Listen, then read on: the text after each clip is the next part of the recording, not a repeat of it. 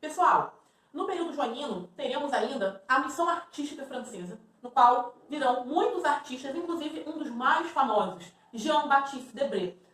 O Debré ele vai deixar um legado artístico muito grande, porque ele retrata a vida da corte no Rio de Janeiro. E ele vem para o Rio com esse propósito. No entanto, ele vai se interessar muito mais pela vida dos escravos no Rio de Janeiro. E ele vai perceber, mesmo sendo um cara racista, né, para os padrões da época, que é o escravo brasileiro que vai construir a nação brasileira. E isso traz um impacto muito grande para a arte daquele período, ok? Agora, sobre o primeiro reinado. Pois bem, vocês entenderam como funcionou o processo de independência, certo? Então, através do primeiro reinado, Dom Pedro I vai governar o Brasil e vai organizar a vida pós-independência. Então, o que acontece com o início do primeiro reinado? Bem, a manutenção do status quo da sociedade brasileira. Mas, professor, o que é status quo? O status quo é o status dominante. Ou seja, a sociedade brasileira ela não se modifica com a independência. Por quê? Porque não há um rompimento com a escravidão, por exemplo. A população ela não é beneficiada com o processo de independência. Além do mais, ao se tornar independente, o Brasil vai se tornar uma monarquia. O que, para os padrões da época, né, seguindo o exemplo dos outros países que foram colônias e conseguiram o seu processo de independência, a maioria deles se tornou república. Porém, o Brasil vai se tornar o quê? Uma monarquia imperial. Seria uma forma de retrocesso comparado ao pensamento iluminista do período. O único país, nação, que se torna uma monarquia é o México, e mesmo assim, um curto tempo. Tá? Então o Brasil ele se torna, né, esse país imperial, o que traz um certo preconceito das nações latino-americanas daquele contexto, ok? Então a sociedade de uma forma geral ela não se modifica. E quem se beneficia com o processo de independência? A elite latifundiária, tá certo? Ainda sobre esse processo de independência, há também resistências em algumas províncias, a saber, na província da Bahia e na província do Piauí.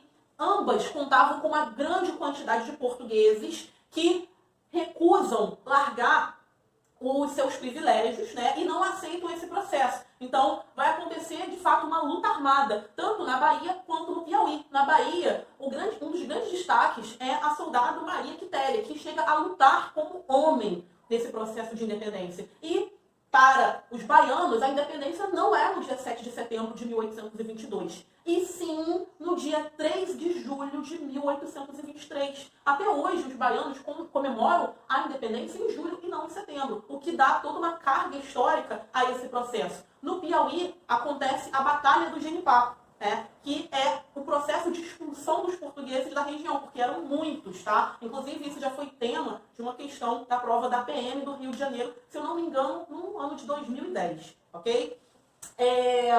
O reconhecimento de independência, como eu falei no outro vídeo, ele só vai acontecer por parte de Portugal no ano de 1825, e ainda assim mediante um pagamento, 2 milhões de libras esterlinas. Para a época era muito dinheiro, ok? Agora, falando sobre a elaboração de uma Constituição. Todo país que se preze possui uma Constituição, né? Que são um conjunto de regras que a sociedade deve seguir e se amparar, ok? Todo Estado-nação tem uma Constituição. E o Brasil vai dar início a esse processo de elaboração da Constituição a partir do ano de 1823. E quem organiza esse projeto são os pernambucanos, que foram aqueles que ajudaram o Dom Pedro I a permanecer no Brasil. Foram eles que colheram as assinaturas do abaixo-assinado que eu mencionei. Então, eles vão organizar a Constituição tentando diminuir a autoridade do imperador, uma vez que eles tinham a consciência que Dom Pedro era português, né, e tinha essas raízes absolutistas, logo autoritárias. Então, eles fizeram de tudo para diminuir os poderes do imperador.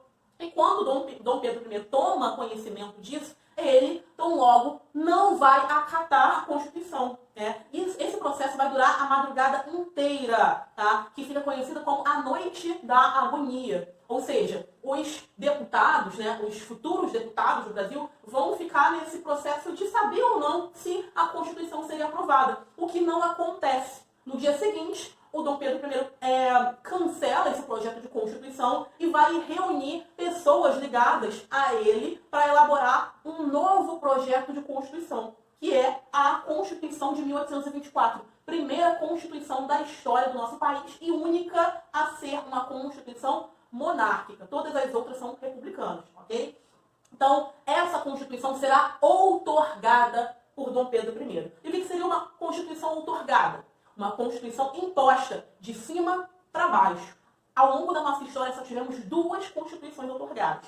A Constituição de 1824 e a Constituição de 1937 do Estado Novo de Vargas, ok? E quais são as características dessa Constituição aqui? A primeira delas é o voto censitário, ou seja, votava quem tivesse uma renda elevada, ou seja, isso já excluía do processo de votação pessoas que não tivessem ali grandes condições financeiras, o que naturalmente favorecia, né, a elite brasileira, ok? Só que por essa Constituição estão aptos a votar tanto os membros do Partido Brasileiro quanto os membros do Partido Português, ok? Uma das coisas mais importantes da Constituição de 1824 é, sem dúvida, o poder moderador. Vocês vão ver em todas as questões de vestibulares que vocês imaginarem assuntos relacionados ao poder moderador. E o que seria? O quarto poder.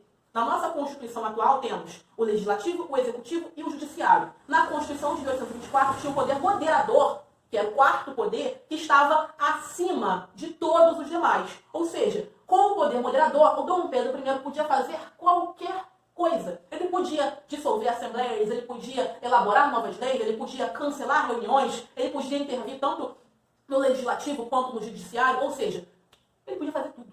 Tudo, tudo. Então, essa forma de poder que o Dom Pedro vai exercer será considerada muito autoritária e logo ele vai criar muitos desafetos, inclusive os membros do Partido Brasileiro, que ajudam a que ele chegue ao poder, ok? Então, outras coisas muito importantes. O padroado e o beneplácito. O padroado era a lógica de união entre o Estado brasileiro e a Igreja Católica. Só que, pelo padroado, o Estado estava acima da Igreja Católica. Ou seja, Dom Pedro I tinha poder sobre a Igreja no Brasil, né? A religião católica vai ser oficializada, tá? E isso só vai ser interrompido a partir de 1891, ok? Então, até 1891, o catolicismo era a religião oficial. Tranquilo? E o beneplácito é o direito que o imperador tinha de não acatar uma decisão vinda do Papa. É isso mesmo. Então, se o imperador discordasse de alguma coisa vinda lá da Igreja Católica de Roma, ele podia não aceitar, por exemplo. Mas isso só acontece uma vez na história que vocês vão estudar no primeiro reinado, no segundo reinado, ok?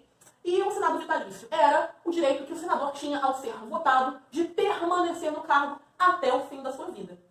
Esquisito, né? Mas isso realmente aconteceu. Página.